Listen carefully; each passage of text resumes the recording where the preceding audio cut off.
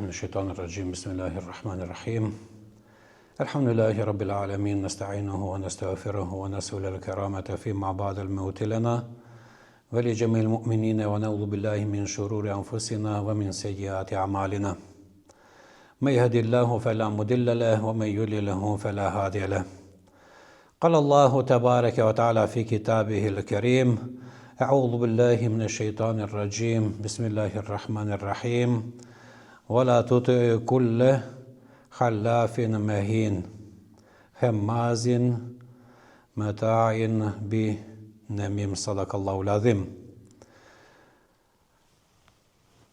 Најпрвен да му изразиме благодарност на возвишениот Аллах Джелешануху, створителот на се што постои на дуњалук и ахирет, створителот на човекот во најдобар облик, и нека салават и селам биде на Мухамед салаллаху таала алейхи ва селем, неговата ценета фамилија, асхабите и сите оние кои го следа се до судниот ден.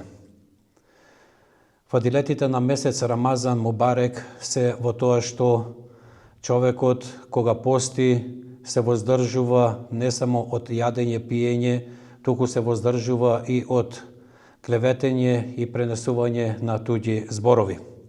Една од најфундаменталните цели во исламот е создавање на идеално општество во кое секој поединец ќе биде од корис за себе и заедницата, каде ќе расте меѓусебна љубов и владее взаемна соработка и подпомагање.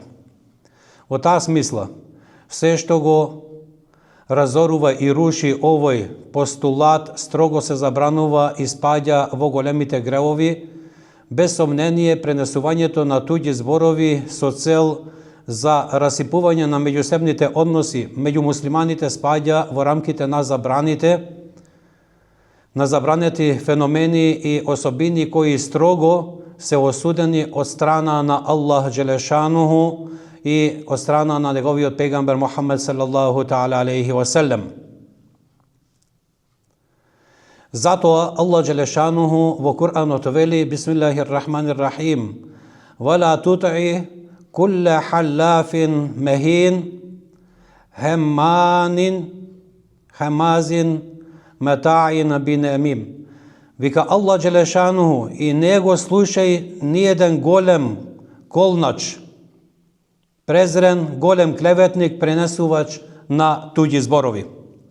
Мухамед салаллаху таала алейхи ва селем рекол: дали сакате да ве известам за вашите најлоши луѓе? Рекле присутните: секако ја Расулуллах. Тогаш Мухамед алейхиссалату ва селам рекол: оние кои шират и пренесуваат туѓи зборови, кои разделуваат меѓу засаканите. Ако малку се навратиме на последната реченица на горниот хадис, каде се потенцира дека лошите луѓе се оние кои ги разделуваат спријателените, ги разделуваат блиските и засаканите. Се вели дека делото на пренесувачот на туѓи зборови е поштетно од делото на шејтанот. Зашто шејтанот делува со заведување и шепотење, додека пренесувачот делува со соочување и гледање. Како резултат на пренесување на туѓите зборови следи пропаст на пренесувачот на овој свет, бидејќи возвишениот Аллах Джелешануху ја избришал среќата и спокојот од неговото срце. Всушност, човекот што влева раздор меѓу луѓето по пат на пренесување на туѓи зборови, го прави тоа не го прави освен поради злобата и зависта која го обседнала неговото срце. Затоа Всемоćниот Аллах Джелешануху разгорил оган во неговите гради, а исто така ќе разгори оган и во гроб, како што тој разгорувал фитне меѓу браќата муслимани. Затоа Мухамед салаллаху таала алейхи ва селем во еден пример, во еден хадис се пренесува, поминал покрај два гроба и рекол: Тие се казнуваат, но не се казнуваат со нешто големо, но тоа е многу големо. Едниот од нив е што не се чистел од мокрачата, додека другиот одел меѓу луѓето пренесувајќи туѓи зборови. Што се однесува до казната на ахирет, на идниот свет, Аллаховиот пегамбер Мухамед салаллаху таала алейхи ва селем рекол: нема да влезе во џеннет пренесувачот на туѓи зборови. Овој хадис го бележи Бухари и Муслим. Значи, што нема да влезе во џеннет, тогаш неговото престојувалиште нема да биде друго освен џехеннемот, бидејќи на идниот свет нема друг исход освен џеннет и џехеннем. Потребно е пренесувачот на туѓи зборови да се покае и врати кај Аллах Джелешануху со искрено теубе, воспротивно ќе изгуби милоста на Аллах Джелешануху и ќе пропадне, па макар ако се покае пред смртта ќе му биде простено. Имено Аллаховиот пегамбер Мухамед салаллаху таала алейхи ва селем мразел им забранил на своите асхаби некој да му пренесува нешто за некој друг асхаб, и затоа Ибн Месуд радијаллаху анху пренесува дека Аллаховиот пегамбер Мухамед алейхи ва селем рекол: нека не ми пренесува никој од моите асхаби за некого нешто, зашто јас посакувам да излезам пред вас со чисто срце. Мухамед алейхи ва селем ни покажува на една важна забелешка за која би требало посебно ние муслиманите да внимаваме, да ја негуваме и чуваме со цел исламската зграда да остане цврста, без да ја разниша некаков удар. А ова не може, почитувани, да се оствари без чисто срце, измиено од злоба и завист од сите други болести. Најдобро можеме да го илустрираме или презентираме опасноста, штетноста од пренесувањето на туѓи зборови со еден пример кој што се пренесува дека Аллаховиот пегамбер Мухамед алейхи ва селам го испратил Халид ибн Укбе, Велид ибн Укбе, до едно племе на муслимани да го собираат зекјатот. Кога Велид се приближил во племето, народот излегол да го пречека Аллаховиот делегат да му искаже гостопринство, но Велид, кој претходно имал со нив некаков спор, помислил дека тие излегле да му наштетат. Се вратил назад и го известил на Мухамед алейхи ва селам дека народот одбил да дава зекјат и дека сакале да го убијат. На тоа Аллаховиот пегамбер Мухамед салаллаху таала алейхи ва селем се налутил и веднаш почнал да се мобилизира, да ја мобилизира муслиманската војска со цел да ги нападне. Меѓутоа, самиот народ во кој беше испратен Велид дошле кај Мухамед алейхи ва селам и побарале од него да го прими собраниот зекјат. Тогаш Мухамед алейхи ва селам ги прашал за тоа со Велид, тие му одговорија со зборовите дека лажел и рекле ниту сме го виделе, ниту тој не видел одблиску.